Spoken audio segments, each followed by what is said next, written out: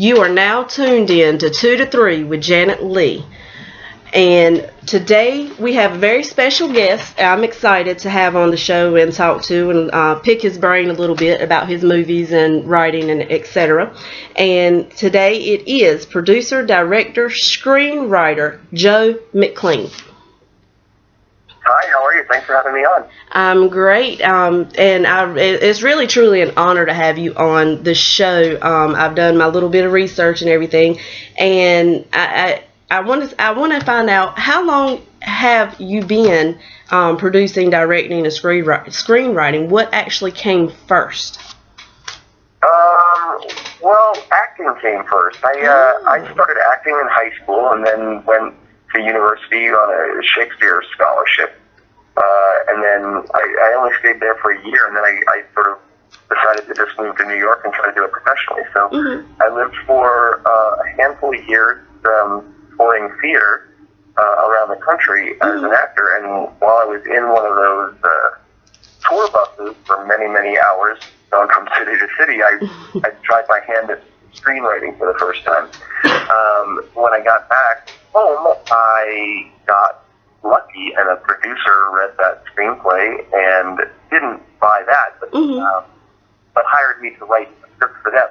Oh, wow. So I started to make the switch there. It took me a long time for me to officially delete actor from my resume. Like when I told people that, you know, what I did, because it's more of an ego thing, because it felt like if I didn't say I was an actor still, I was failing somehow. Right. But I, you know, over the course of many years, I started to realize I liked writing and directing more. So I moved out to LA after that screenplay, and I started doing short films and web series that led to doing some feature work. And so and now I write or I direct things that I write, and I write. And I do that for, you know, when I write things that are cheap enough for me to film, and then I write screenplays and TV shows for other producers. Oh, wow. That's amazing. Now, and I know you said it's more of a passion to be the screenwriting and directing, so you just completely dropped acting. Do you see yourself at any point in time with anything that you may write in the future that you might just show up in it for a second and not have like a major role, but still kind of? Oh yeah, I have a small cameo in the new movie, The Drama Club, and I have I don't speak in the movie, but and then my first feature is a life tracker. I have I'm like a guy that's interviewed on the street, you know. I don't mind it, and I wouldn't completely say, you know, I can't go as far as saying I'll never act again in a major way. I'm open to it, but it's just not where my interests lie. Right. Now, you mentioned feature Life Tracker. Let's get into that a little bit. For those listening that don't know and haven't heard of this feature, exactly what is it about? It's about a new genetic technology, a new test that comes out that allows scientists to read your DNA like a timeline of your life. It doesn't give you, it can't like predict the lottery numbers on Tuesday, but it predicts things that happen to you biologically. So like if they can look at your biology and see a specific chemical in your makeup, then they can say, okay, well, why would your body produce that chemical? That chemical is used to fight off a specific disease or to heal a broken bone or to do whatever. Then they can sort of start to predict what will happen physically to you in your life. So then the movie takes it one step further, and everybody is, you know, in a sort of a crazy sci-fi twist. Everybody is able to find out what day they will die. Wow. And when people start to get their tests done, they find out that a very, very large portion of the world's population is all scheduled to die on the same day. Oh, so my what goodness. do you do with that information? Wow. Yeah, it's a very big idea on a very small indie budget. Wow. And you wrote that one? Yeah. How did you? Wow. How did you come up with that entire concept of that movie? Where did that come from? It was based on a piece of real science. So I just read a story that got my imagination going. So it was a story about a company that they're out of Spain, and they study these things called telomeres, which are like caps on the ends of your genes, or on the ends of your chromosomes, I mean. And what they do is, as you get older, those little telomeres will sort of unravel, and once they completely fall off of your chromosomes, that's the end of your life. You're dead. Wow. So they can measure the size of a telomere, and they can say, okay, well, 50% of the telomere has unraveled, which means you're 50% of the way to death. Oh, so, wow. they don't know if you'll jump in front of a bus tomorrow, Right. That's the telomere won't tell you that. Right. But, and so they're using it more as like a way to make people improve their health. So if I am, a smoker, heavy drinker, drug addict, and I'm 25, Right. and I take this test, and they tell me that 75% of my telomere is already unraveled, that might be a clue that I need to clean up my act to slow down the rest of it from unraveling. Yeah. So I read that news story, and it really sort of sparked some interest. So I went at it. Now, is Life Tracker already out to be for people to be able to watch or rent or buy? No, it's been out. It was out on cable and all that. It's already lived most of its life, but you can still find it, I think, on Amazon Prime or iTunes. Yeah, I'm most definitely going to have to that came out in out. 2013. Okay. Wow. All right. Now the other movie that you had mentioned, and I'm going to talk about this one and then another one, The Drama Club. Yes, that's the new one. That's just been released. Yes, and it seems like it's going to be very, very interesting and just full of comedy, and just like with not being able to see after 20 years of not seeing people that you were friends with, and all of a sudden getting back together, you can just imagine all kinds of chaos that goes on. Right, exactly, yeah, it's true.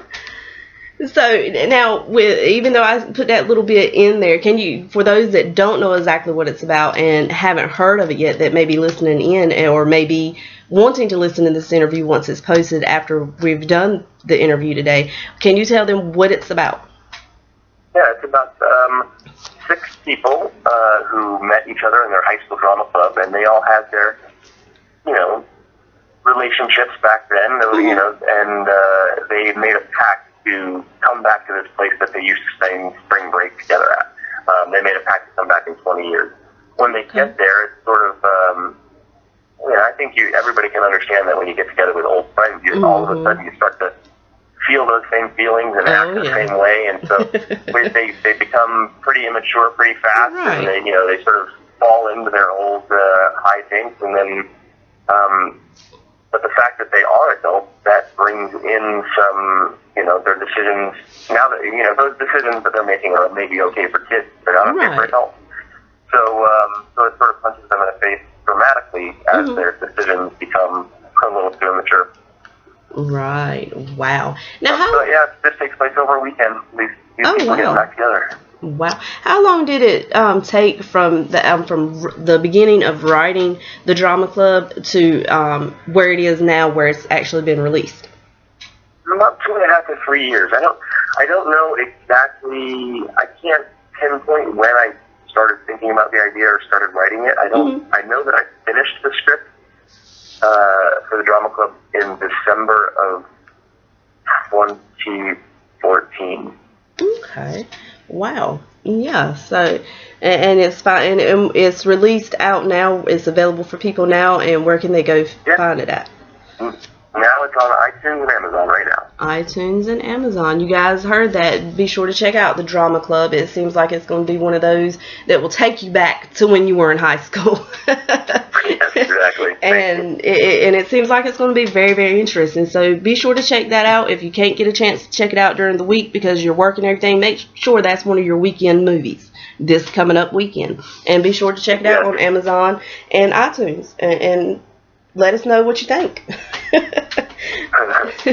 Now, when filming that particular movie with so much going on, like you said, it's 20 years later and they're reuniting and all this chaos goes on. Is there, and without giving too much away, is there a particular part of it that you were filming and directed that was just so hilarious and was one of your favorite parts through that movie? Yeah, I mean, it's the movie is, yeah, there's a, I'm obviously, I love the experience of making the movie was a lot, is precious to me. There was, it's one of the, and I think so many of them are just moments that you had to be there. Yes, they might be funny in the movie, or dramatic in the movie, but the being on set was something that is super special. Like, for example, there's a scene where two of the guys that don't necessarily get along very well are talking politics while they're all playing poker, and another one of their friends is who are sort of the class clown. He is sick of them, sick of all the serious talk. So he pretends to have a heart attack, and he needs drugs in order to get him better, and they bring him pot. Oh, wow. But he does this very over-dramatic, like, you know, falls backwards in his chair, and then two of the girls pretend to be, like, nurses, and two doctors pop up, and it's just ridiculous and over-the-top, funny. And then there's and it was just fun to film. It was really fun to film. And then there's another scene that I had originally written to be just sort of like a montage of them having fun during this first evening. And two of the people had performed Romeo and Juliet when they were in high school. So they convinced them to, like, stand up in front of their friends and see if they remember those lines. And they're doing it, and I had originally written it just to be a slightly romantic scene to see, like, okay, are these two people going to fall back in love after 20 years, you know, through this memory? But the actors decided to improv a moment where the friends that are watching the two perform start calling out names of actors famous actors for the guy playing Romeo to pretend to be doing Romeo and Juliet. So they scream out Arnold Schwarzenegger, and he does an Arnold Schwarzenegger impersonation. They scream out Nicolas Cage, and he does that. And it turned into a really funny scene, but at the same time, it still somehow remained, and maybe even more so, it made the characters have, like, this nice, sweet moment of, you know, romance. Okay, yeah. So you got a little bit of everything into this film, and most definitely people need to check it out. Now, with this film, and even though I've already missed right before it coming out to be released, and it's already released now, are y'all planning on having any red carpet events, or you had the red carpet events for this film? Yeah, that stuff is all done already. Oh, see, I missed it. But the next time, I'll keep making movies. So. Most definitely. Now, you, I want to know, because like I said, I've done my research, and I went to your IMDb, and not all the time is it always accurate. I've found that out the hard way writing middle interviews, like, so-and-so, and they're like, no. So, the Resident Evil Vendetta, you helped write that? Yes. That actually is in theaters today. Only today is like a one-night engagement before it gets to iTunes, I think. Oh, wow. That's I'm amazing. pretty excited. I'm actually going with friends to see it tonight. Oh, amazing. Yeah, you're most definitely going to have to write a review and let us know how the filming part of it turned out. I'm sure the writing part is amazing. And when I seen Resident Evil, I was like, holy shit, hold on, Resident Evil. Because I'm a fan of, like, Resident Evil movies and things like that. So I was like, oh, wow. Yeah. Definitely got to check that one out for sure as well. I'm excited. You know. Now, big movie, so I'm excited to, it's the biggest one that I've done as far as, you know, what people recognize, so. Well, and I'm sure other people recognize other than Resident Evil, because I've seen the drama club up there on your stuff, and that's one of the first ones I noticed. I was like, oh, that's going to be very interesting, because I personally am not too much into comedies, but I like how the drama club is about high school, and then it brings it back to 20 years after high school when everybody wants to get back together. Yeah, I honestly wouldn't call it a comedy myself. I mean, people have been saying that it's, you know, it's both, it's mixed genres, which is fine with me, but when I view it as a drama. Okay. It certainly ends dramatically. It's not, the first half of the movie, there's a lot of laughs, there's a lot of, like, fun, loving stuff, but then when when shit hits the fan, it hits the fan. Oh, okay. So, Uh-oh. Oh, yeah. Now that just made it even more interesting for me wanting to watch. The shit's going to hit the fan in it. Yes, most definitely. So, yeah. Okay. So, yeah, we'll have to check that out. Now, are you working on anything else right now? Can we expect something like right horror now, so I'm or not shooting anything right now, but I have a couple of... I've been trying to concentrate on TV scripts. I would really like to be writing television, and I haven't broken into that, that realm yet, and that's where my concentration lies. But I am currently working on I'm looking back to an old script that I wrote. It's a really dark sort of thriller piece. Oh, wow. Because I think it's one that's in my library of things I wrote that I might be able to independently raise the funding to shoot. So I wrote it like 8 years ago though, so I'm going back to it now just to see if it's something I still really love, see if there's, I've changed as a writer in the last 8 years, so maybe there's things that I want to change, and so after I sort of give this a once over, I'm going to sort of make the decision as to whether or not that's the next movie I shoot. Right. And then I'm also working on it's taking me a long time because the research is heavy, but I'm working on a World War II script about American POWs. POWs in America. It's actually, I was really shocked to read one day that I was reading actually about Syrian refugees and how, the United States is, basically not taking any. Right. And how everyone's so afraid of terrorists coming into the country. Well, in World War II, I could not believe that I didn't know this before I read the article, but we had 425,000 soldiers, Nazi soldiers, here in the United States in POW camps, in 700 different camps all over the country, working on farms, working in factories, and working sort of like prison gangs. And I just thought it was insane to think now we fight over every single refugee that we take in, but we had 425,000 Nazi soldiers working in our country from 1943 to 1947. Wow. And there was even a few escapes. One guy, when they were going to liberate the camps, he was in New Mexico. And this is a true story. When he was in New Mexico, and he found out that they were all going to be sent home. The place that used to be his home in Germany was now Russian occupied, and he firmly believed if I get sent back there, the Russians will kill me. So he escaped the camp, and he lived for 40 years with a stolen identity in the United States, and turned himself in 1985 on television. Oh, wow.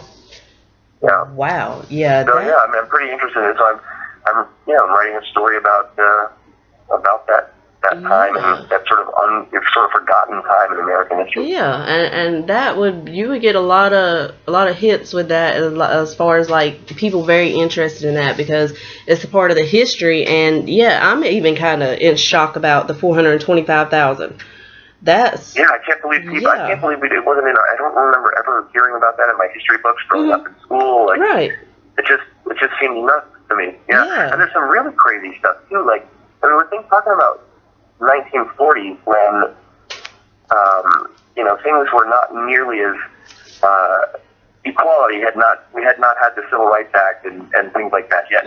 So here we are, we have black soldiers in our military, but most of those soldiers were still not allowed to enter like bars and pubs or public places that were for whites only.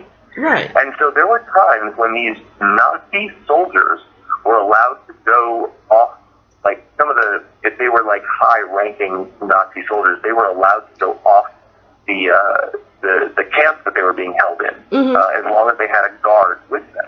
Oh, wow. So these Nazi prisoners of ours would be allowed to go to a bar in town, and if they were escorted by a black military escort, they could go into the bar, but the black military escort had to stand outside. What? So, like, here we are. We had Nazi prisoners that had more rights than the black people that were guarding them. And that just blows my mind. Yeah. So, so there's a lot of stuff there to delve into, and I'm pretty excited to. Yeah, I think it's going more than it is now. Yeah, I hope so, because like you said, through high school and through school, you never really heard anything about that, and that's just wow, that's just crazy and unbelievable to believe that actually 425,000. That's a large number. It's a large number. Yeah, yes. I think they were in. I might be wrong on this, but I think that they were in 49 states. Wow. So almost every single state in the union picked some of them up. Oh my goodness. Wow. Yeah, I'm definitely hoping you work on that and get it finished and get all that information out, because I think that's going to be one that really is going to open up people's eyes about that part of the history that, like you said, it's not in our school history. It wasn't in my school history. Right. Not that I recall, but wow, that's crazy. Yeah, you're definitely going to have to come back on the show when you get ready with that script and finish it and stuff. And I would love to. Yeah, that's going to be most definitely. And I personally, I'm not one for too much on history parts, because in school I wasn't really a history major. But that right there, that just blows my mind, of 425,000 prisoners. That's crazy. Yeah. And all of them in 49 states. That's wow. So I'm looking forward to learning more about that, and yeah, that's going to be crazy good with that. Now, with you being a director, producer, screenwriter in the entertainment industry as long as you have, is there any advice that you could give someone who is just starting out, or who has been in it but hasn't had no luck yet with their screenplays or anything like that?